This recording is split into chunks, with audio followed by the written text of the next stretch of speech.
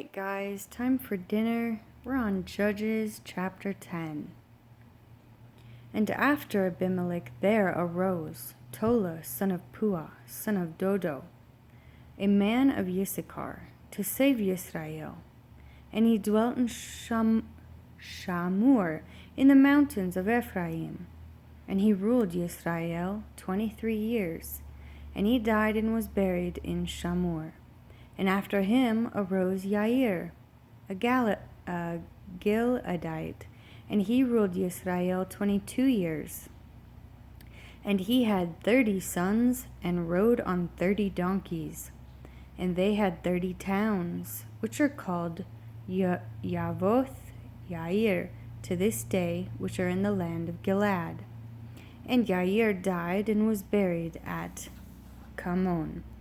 And the children of Israel again did evil in the eyes of Jehovah, and served the Baals and the Ashtoreths of the mighty ones of Aram, and the mighty ones of Sidon, and the mighty ones of Moab, and the mighty ones of the children of Ammon, and the mighty ones of the Philistines, and forsook Jehovah, and did not serve him.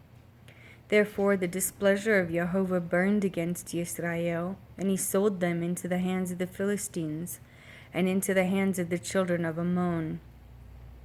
And they crushed and oppressed the children of Israel that year, for 18 years, all the children of Israel who were beyond the Jordan in the land of the Amorites in Gilead. And the children of Ammon passed over the Jordan to fight against Yehudah, and against Benjamin, and against the house of Ephraim, so that Israel had great distress. And the children of Israel cried out to Jehovah, saying, We have sinned against you, because we have both forsaken our Elohim, and served the Baals.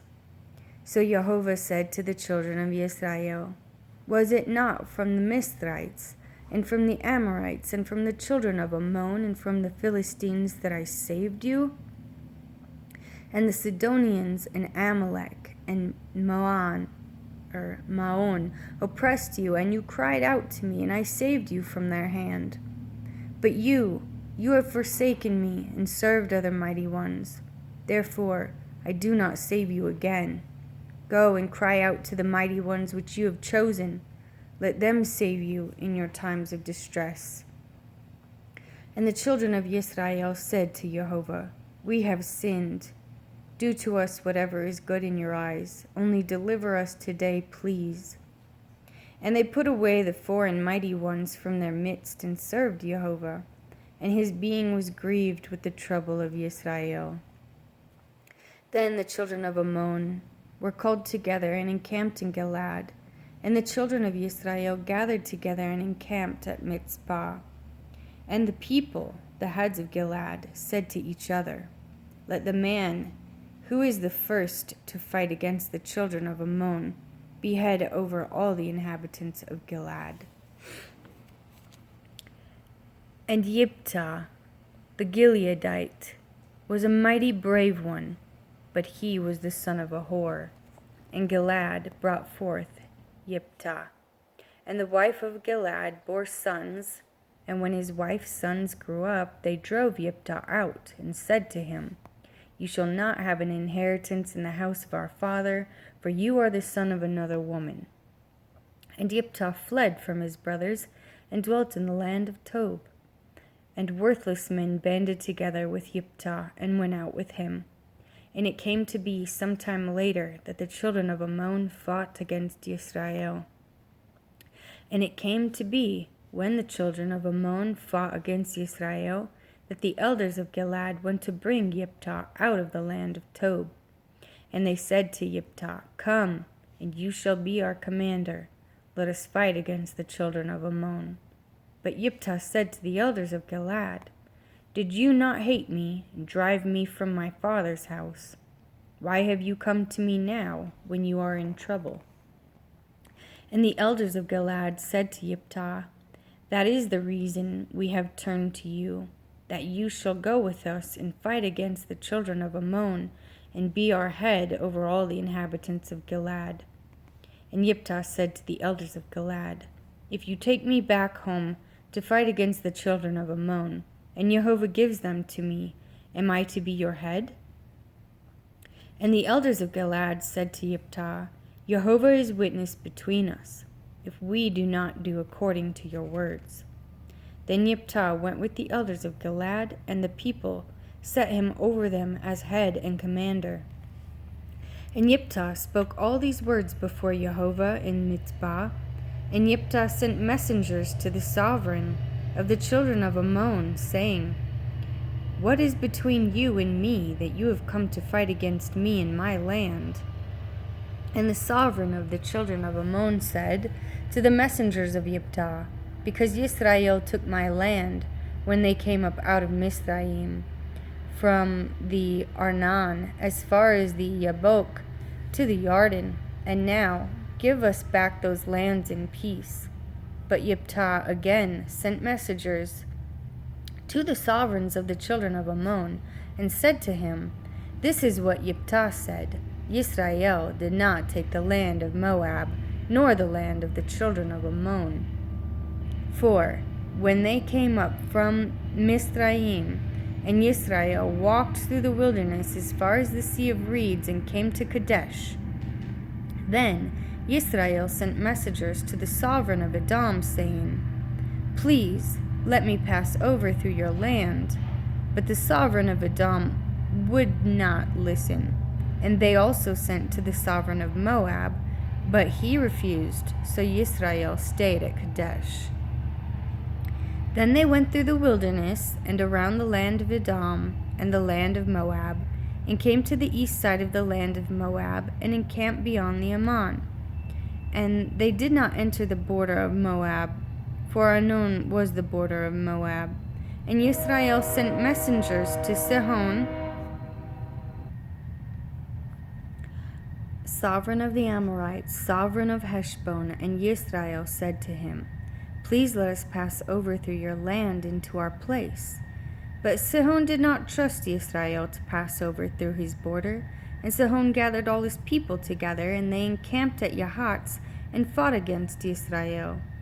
And Jehovah Elohim of Israel gave Sihon and all the people into the hand of Israel, and they struck them.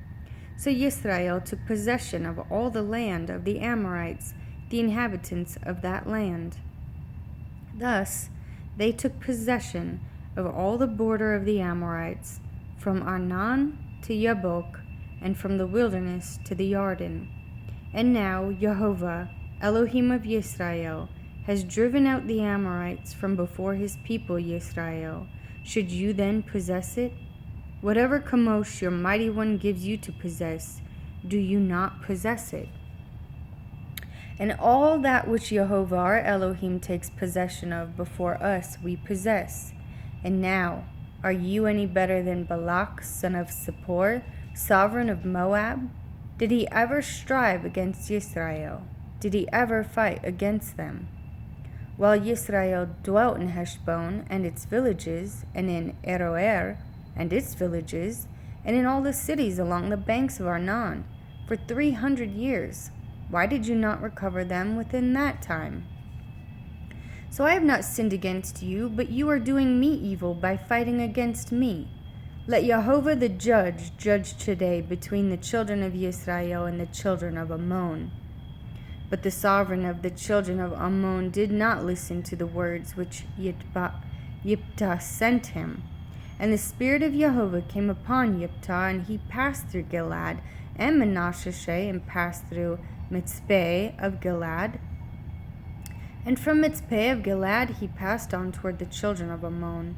And Jephthah made a vow to Jehovah and said, "If you give me the children of Ammon into my hands, then it shall be that whatever comes out of the doors of my house to meet me, when I return in peace from the children of Ammon, shall belong to Jehovah, and I shall offer it as an ascending offering."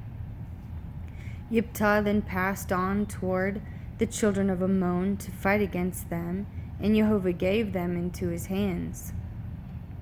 And he struck them from Aroer as far as Minnith, 20 cities, and to Abel Keramim, with a very great slaughter. Thus the children of Ammon were humbled before the children of Israel. And Yiptah came to his house at Mizpah, and saw his daughter coming out to meet him with timbrels and dancing. Not except for her, he had neither son nor daughter. And it came to be when he saw her, that he tore his garments and said, O my daughter, you have brought me very low, and you are among those who trouble me. And I have given my word to Jehovah, and I am unable to turn back. And she said to him, My father, if you have given your word to Jehovah, do to me according to what has gone out of your mouth, because Jehovah has taken vengeance for you upon your enemies, the children of Ammon. And she said to her father, Let this be done for me. Let me alone for 2 moons, and let me go and wander on the mountains and bewail my maidenhood, my friends and I. Then he said, Go, and he sent her away for 2 new moons, and she went with her friends and bewailed her maidenhood on the mountains. And it came to be at the end of the 2 new moons, that she returned to her father. And he did to her as he had vowed, and she knew no man, and it became a statute in Israel. And the daughters of Israel went every year for 4 days to lament the daughter of Yiptah the Gileadite. And the men of Ephraim gathered together and passed over towards Saphon, and said to Yiptah, Why did you pass over to fight against the children of Ammon, and did not call on us to go with you?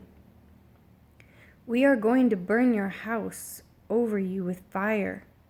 And Yiptah said to them, My people and I were in great struggle with the children of Ammon, and when I called you, you did not save me out of their hands. And I saw that you would not save me. Then I took my life in my hands, and went over against the children of Ammon. And Jehovah gave them into my hand. And why have you come up to me today to fight against me? Yiptah then gathered together all the men of Gilead, and fought against Ephraim. And the men of Gilead struck Ephraim, because they had said, You Gileadites are fugitives of Ephraim, in the midst of Ephraim, in the midst of Manasseh. And Gilead captured the fords of the Jordan that faced Ephraim.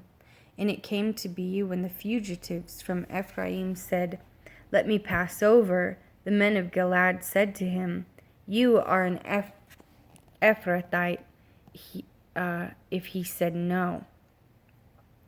Then they would say to him, Please say, Shibboleth,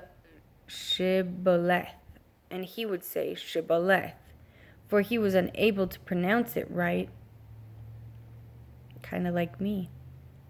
For he was unable to pronounce it right. Then they seized him and slew him at the fords of the Jordan.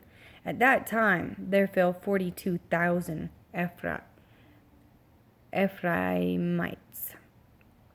And Yiptah ruled Israel 6 years, and Yiptah the Gileadite died, and was buried in one of the cities of Gilead. And after him Ibzan and Bethlehem ruled Israel. He came to have 30 sons and 30 daughters. He sent abroad and brought them in 30 daughters for his son, and he ruled Israel 7 years. And Ibzan died and was buried at Bethlehem. And after him Elon the Zebulunite ruled Israel, and he ruled Israel 10 years.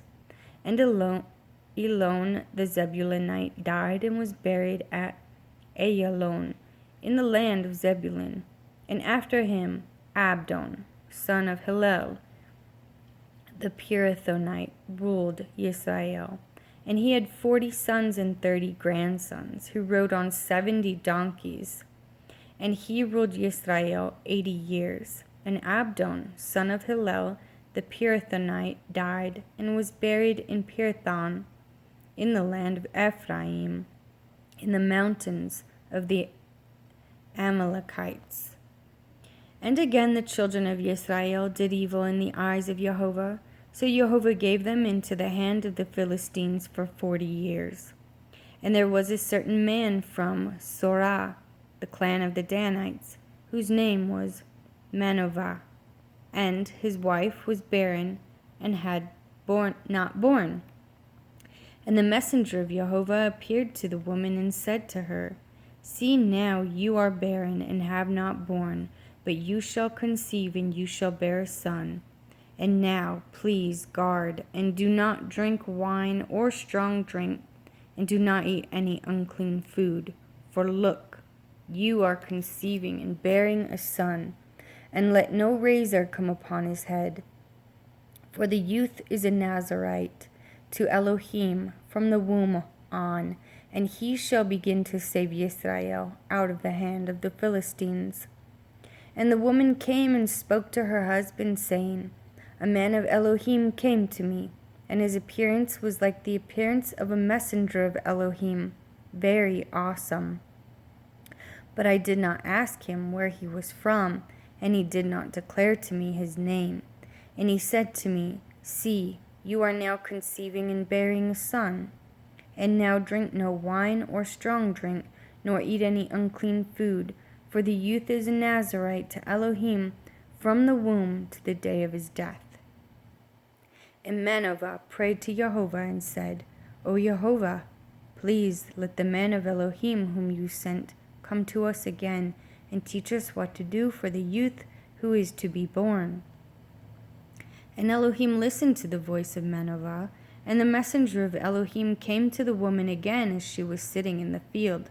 But Manoah, her husband, was not with her.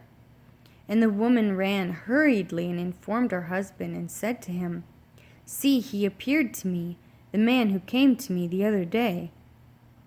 And Manoah arose and went after his wife and came to the man, and he said to him, Are you the man who spoke to this woman? And he said, I am. And Manoah said, Now let your words come true. What is to be the rule for the youth's life and his work? And the messenger of Jehovah said to Manoah, Let the woman guard all that I said to her. Let her not eat any food that comes from the vine, neither let her drink wine or strong drink or eat any unclean food. Let her guard all that which I have commanded her. And Manoah said to the messenger of Jehovah, Please let us detain you and prepare a young goat for you. And the messenger of Jehovah said to Manoah, Though you detain me, I do not eat your food. But if you offer an ascending offering, offer it to Jehovah. For Manoah did not know he was a messenger of Jehovah. Then Manoah said to the messenger of Jehovah, What is your name? When your words come true, then we shall esteem you. And the messenger of Jehovah said to him, Why do you ask my name, since it is wondrous? And Manoah took the young goat with the grain offering and offered it upon the rock to Jehovah. And he did wondrously, while Manoah and his wife looked on. And it came to be as the flame went up toward the heavens from the slaughter place, that the messenger of Jehovah went up in the flame of the slaughter place. And Manoah and his wife were watching, and they fell on their faces to the ground. And the messenger of Jehovah did not appear any more to Manoah and his wife. Then Manoah knew that he was a messenger of Jehovah. And Manoah said to his wife, We shall certainly die because we have seen Elohim.